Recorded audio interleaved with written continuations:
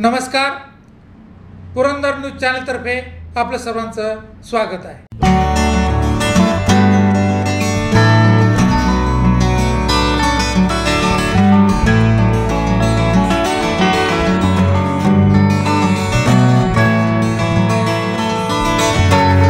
नमस्कार, पुरंदर न्यूज चॅनलमध्ये आपलं सर्वांचं स्वागत आहे. लोकनेते माजी कृषी राज्यमंत्री दादासाहेब जाधव यांचा उद्या 91वा वाढदिवस आहे.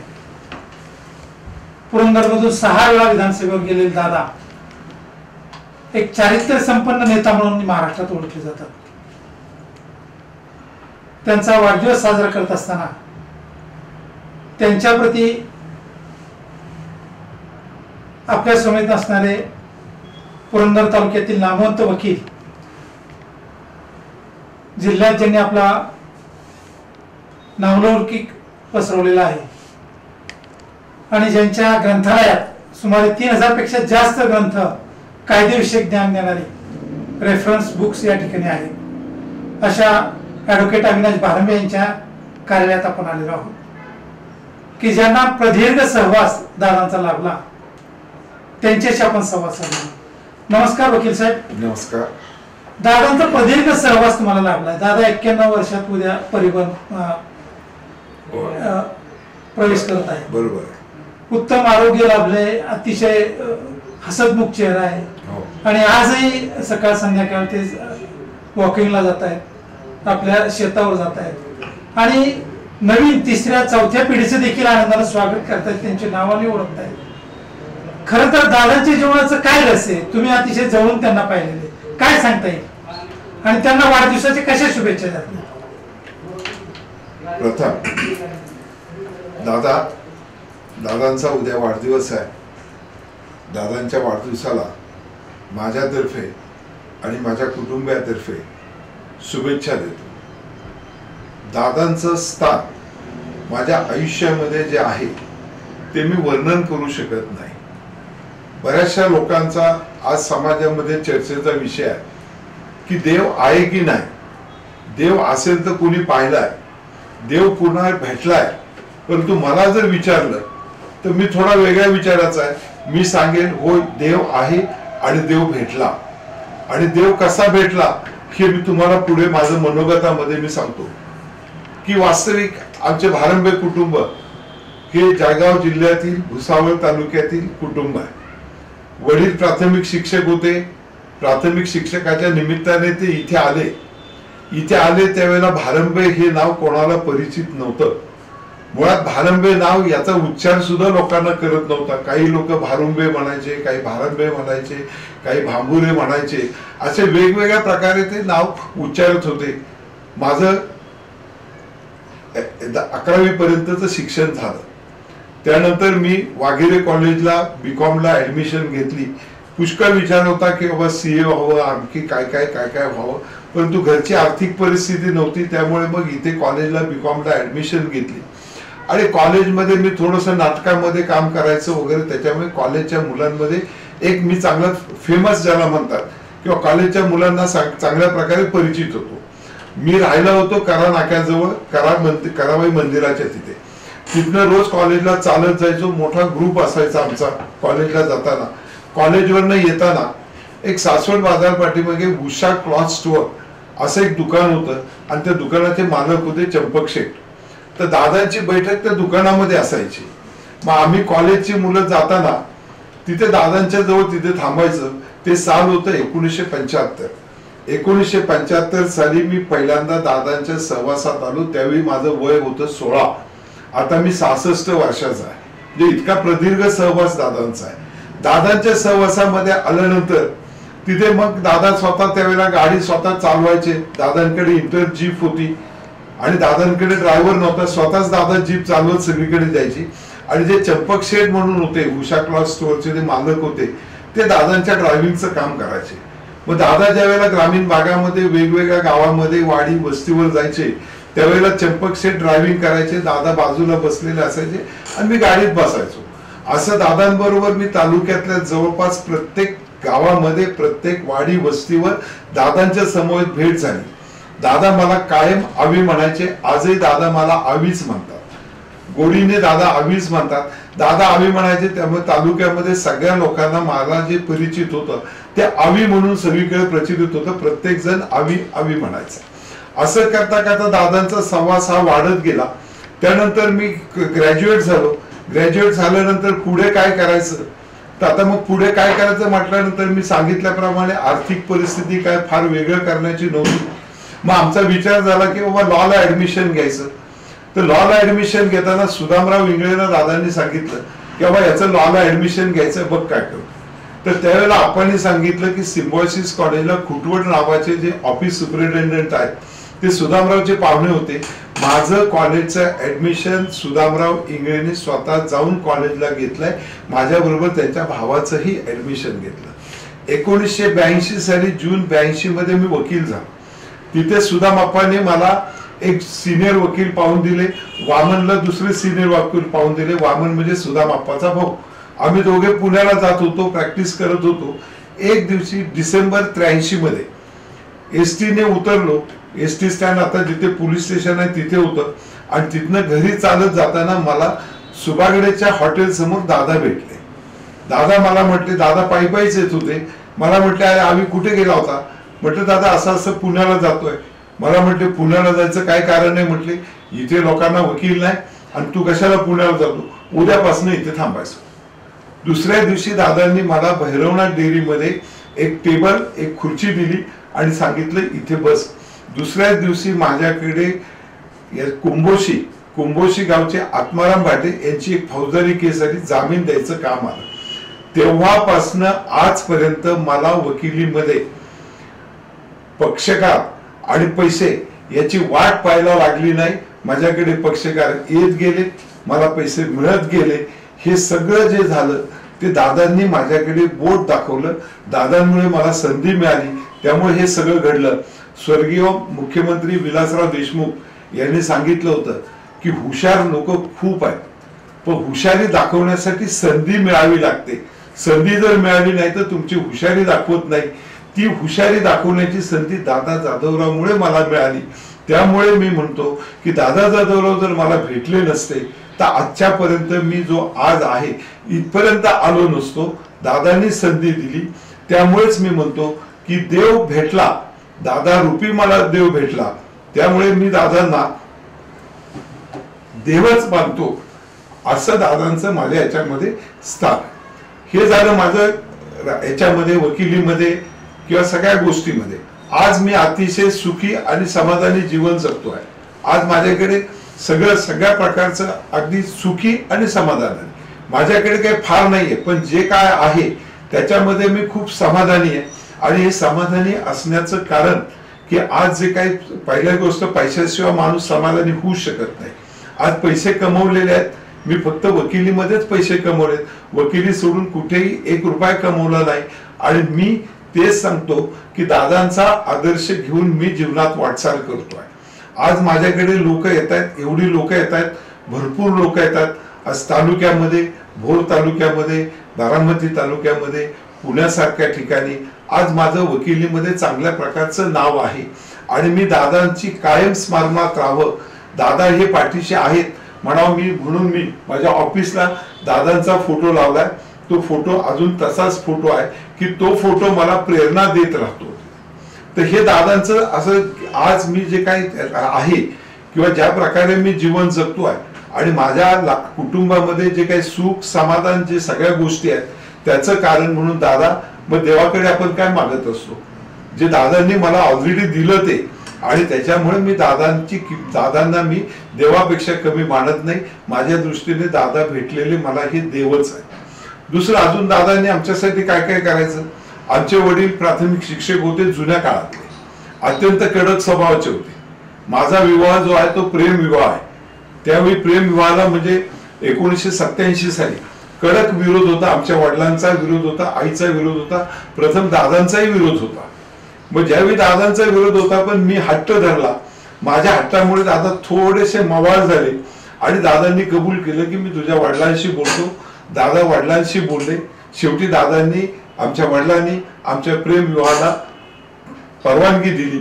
फक्त एक आड घातली की तुझी जी मिसेस आहे हिने वकिली प्रॅक्टिस करायची नाही. माझी बायको सुद्धा वकील आहे, परंतु ते त्यावेळी तसा ठराव झाला की प्रॅक्टिस करायची नाही. त्याचे फायदे आज मला होत आहेत. मग ते लग्नामध्ये दादा स्वतः, वहिनी साहेब स्वतः हे सकाळपासनं म्हणजे अगदी साखरपुड्यापासून संध्याकाळपर्यंत दादा असे वागत होते की जसं माझ्या मुलाचंच लग्न आहे आणि दादांनी मला मुलाप्रमाणे सांभाळलेलं आहे. आज आमच्या लग्नाला 37 ते 38 वर्ष झाली. 37वा पूर्ण झालं, 38 वर्ष झालं. अगदी आम्ही नवरा बायको मुली अगदी सुखात समाधान आहे. हे कशामुळे घडलं तर हे दादांमुळेच त्याच्यामध्ये घडलेलं आहे. अशा प्रकारे माझ्या आयुष्यामध्ये दादांचं स्थान हे अढळ आहे. दादा हे माझ्यासाठी देवच आहे. आता हे वैयक्तिक झालं. आता राजकीय जीवनामध्ये अनेक प्रसंग दादांचे माझ्या अगदी स्मरणात आहे. मी पाहिजे त्याच्यामध्ये 2 प्रसंग सांगेन की पहिला जो प्रसंग आहे त्यावेळेला युतीची सत्ता होती आणि स्वर्गीय गोपीनाथ मुंडे हे त्यावेळेला उपमुख्यमंत्री होते. दादांची मुलगी आमची माया ही त्यावेळेला बीजेपीच्या जिल्हाध्यक्षाचं काम करत होती. त्यामुळे मुंडेचे त्यांचे खूप संबंध चांगले होते आणि दादांचे जावई संग्रामराजे निंबाळकर वडगावचे, त्यांचेही मुंडेंचे संबंध चांगले होते. एक दिवशी मुंडे साहेब कार्यक्रमानिमित्त पुण्यात आले होते. त्यावेळेला मुंडे साहेब दादाच्या घरी भेट दिली. मुंडे साहेब कॅनव्हाय घेऊन आले नाहीत. संग्रामराजेंच्या गाडीमध्ये खासगी गाडीने ते तिथे आले. त्यावेळेला मी, संग्रामराजे, दादा आणि मुंडे साहेब आम्ही चौघेच होतो. मुंडे साहेबांनी दादांना ऑफर दिली, दादा उद्या कॅबिनेट मंत्रीपदाची शपथ घ्या, राजीनामा द्या, पुन्हा निवडणूक घ्या, निवडणुकीचा खर्च मी करतो. त्यावेळी दादांनी स्पष्ट सांगितलं की मी पक्ष बदलणार नाही. दादांनी नम्रपणे कॅबिनेट मंत्रीपदाची शपथ घ्यायला मुंडे साहेबांनी नकार दिला. त्याचा मी स्वतः साक्षीदार आहे. आणि मग मुंडे साहेब दादांना म्हणाले, दादा तुम्ही कोणत्याही पक्षामध्ये राहा, तुमच्याबद्दल मला नेहमी आदरच राहील. तुमचं कुठलंही काम असेल तर मला सांगा. त्यावेळी दादांनी मुंडे साहेबांना पुरंदर उपसा योजना ही झाली पाहिजे असं सांगितलं आणि मुंडे साहेबांनी विधानसभेमध्ये त्याच्यावर 50 लाख रुपये निधी टाकला. ही पुरंदर उपसाची सुरुवात आहे. त्यानंतर 1999 साली ज्यावेळी दादा मंत्री झाले आणि अजितदादा अर्थमंत्री होते, त्यावेळी दादांच्या हट्टामुळे अजितदादांनी 200 कोटी रुपयाचा फंड टाकला. त्यामुळे ही योजना मंजूर झाली. आणि पुरंदर उपसा योजना मंजूर कशी झाली तर ही अशा प्रकारे झाली. त्यामुळे ही योजना दादा जाधवरावमुळेच मंजूर झाली हे मग अगदी ठामपणे सांगतो. त्याच्यानंतर मग अशोकराव टेकवडे आमदार झाले, त्याच्यानंतर विजय बापू शिवतळे झाले, त्याच्यानंतर आमदार संजय जगताप झाले. त्यांनी त्या योजनेची व्याप्ती वाढवली. पण योजनेचं मूळ जे आहे, योजना मूळ स्वरूपात कोणामुळे सुरू झाली तर ती दादा जाधवरावमुळे सुरू झाली. मंत्रीपद नाकारून आपल्या लोकांना पाण्याची सोय व्हावी म्हणून पुरंदर उपसा योजना कार्यान्वित करणारे दादा जाधवरावच असू शकतात, दुसरा कोणी नाही. दुसरं एक उदाहरण देतो दादांच्या निस्वार्थीपणाचं. 1995 सालची निवडणूक लागली होती आणि त्यावेळेला दादांना मुख्यमंत्र्यांच्या 10% कोट्यातून 2 फ्लॅट दिलेले होते.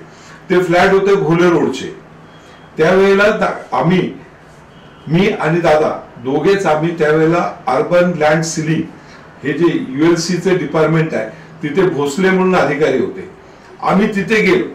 तिथे गेल्यानंतर भोसले साहेबांनी सांगितलं, दादा तुम्हाला 2 फ्लॅट घोले रोडचे अलॉट झालेत, कागदपत्रांची पूर्तता करा. दादांनी अचानकपणे सांगितलं की मला फ्लॅट नको आहे, मी फ्लॅट नाकारतोय. तर त्यावेळी साहेब म्हणले, दादा तुम्ही घोले रोडचा फ्लॅट नाकारताय. तर दादा म्हणले त्याच्याच बाजूला आपटे रोड आहे, आपटे रोडला माझ्या वडिलांनी 1959 साली बांगला बांधलाय, मला फ्लॅटची आवश्यकता नाहीये. तर त्या साहेबांनी पुष्कळ दादांना समजावून सांगितलं. पण दादा म्हणाले मला फ्लॅट नकोय, मी फ्लॅट नाकारतो. आणि दादांना आम्ही ज्यावेळी निघालो त्यावेळी शिपायाकडनं त्या साहेबांनी मला बोलून घेतलं आणि म्हणजे दादांना समजावून सांगा, एवढे मोठे घोले रोडचे फ्लॅट आहे आणि दादा नाकारतायत म्हटले, त्यांना समजावून. मी दादांना समजावून सांगितलं. दादा म्हटले, आवी मला हे फ्लॅट काही घ्यायचे नाही, माझ्या वडिलांनी बांधलेला बंगला मला पुरेसा आहे. आणि दादांनी ते फ्लॅट नाकारले. साहेबांनी मला सांगितलं तुम्ही नाकारताय त्याचं ॲफिडेव्हिट द्या.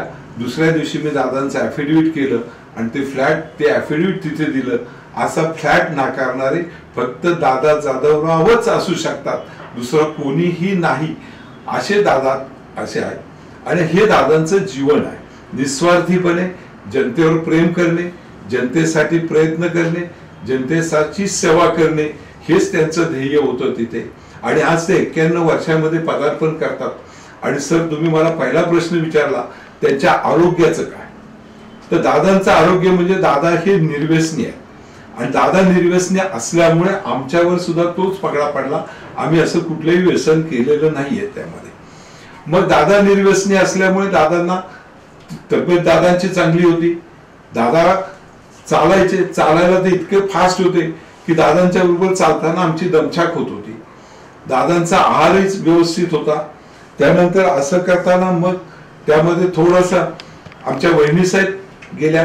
वहिनीसाहेब गेल्यानंतर दादा खचले खचणार होते किंवा दादा खचले होते, पण त्यावेळी बाबा जाधवरावने दादांची पूर्णपणे काळजी घेतली. बाबा जाधवरावने त्यांच्या आई वडिलांची एवढी सेवा केली की ज्या वेळेला वहिनीसाहेब आजारी होत्या, तो कोविडचा पिरियड होता, त्या पिरियड मध्ये बाबाने माळी नगरला, मला वाटतं तिथे अकलूजच्या तिथे एक हॉस्पिटल भाड्याने घेतलं आणि आईचं ऑपरेशन केलं. पण दुर्दैव असं आहे की त्याच्यामध्ये अपयश आलं. परमेश्वर शक्तीपुढे बाबाचंही काय चाललं नाही. त्यामुळे दादा थोडेसे नाराज होते. पण बाबाने काय केलं, दादा आनंदात राहावे म्हणून बाबाने त्यांच्या मिसेसला, म्हणजे संजाली, दादांच्या मिसेसचं नाव आहे संजाली, संजालीला बाबा इथे घेऊन आले. दोन्ही मुलींना इथे घेऊन आले, पुण्याहून जाधववाडीला घेऊन आले. आज दादा, बाबाची मिसेस, बाबाच्या दोन्ही मुले ह्या जाधववाडीतच राहतात. कारण दादा पुण्यात राहायला जात नाही, दादांना वाडीतच राहायचं आहे. तिथे पूर्णपणे काळजी घेतली. त्यानंतर एक दिवशी बाबाचा मला फोन आला रात्रीचा की दादांचा ECG काढायचा आहे, ताबडतोब डॉक्टरांना घेऊन या. मी ताबडतोब डॉक्टरांना घेऊन गेलो. तिथे ECG काढला तर दादांच्या हृदयाचे ठोके थोडेसे अनियमित होते. त्यानंतर बाबांनी त्यांना पुण्याला घेऊन गेले. रुबी हॉस्पिटलला ऍडमिट केलं. ऍडमिट असताना परत तिथे एक प्रॉब्लेम झाला. तिथे कुठेतरी कोविड पॉझिटिव्ह आले, स्कोर काय जास्त नव्हता. बाबाने रात्रीमध्ये तिथनं कोविड हॉस्पिटल रुबीचं जे हिंजवडीला आहे, हिंजवडीला घेऊन गेलं. वडिलांची एवढी सेवा बाबाने केली की आज जे दादा तुम्हाला दिसतायत, दादांचं आरोग्य काय, हे अलीकडे ज्या 5-7 वर्षाने बाबाने जी दादांची सेवा केली त्याच्यामुळे दादा आज ठणठणीत आहेत.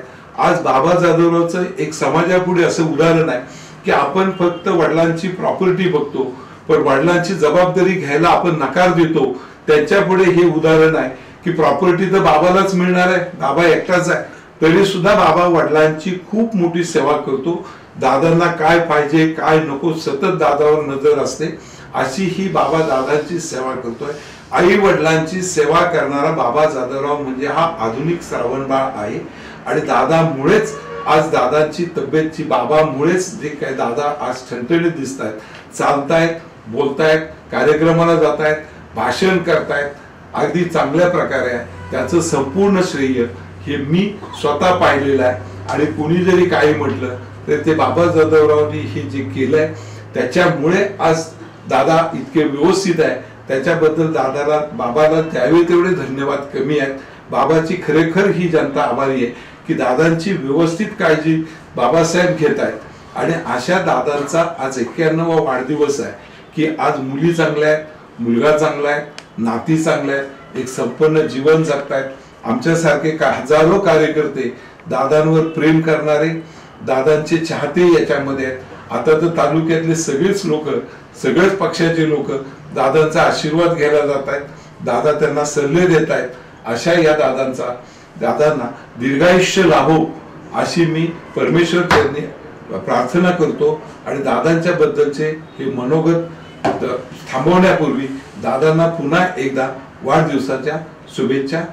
थँक्यू.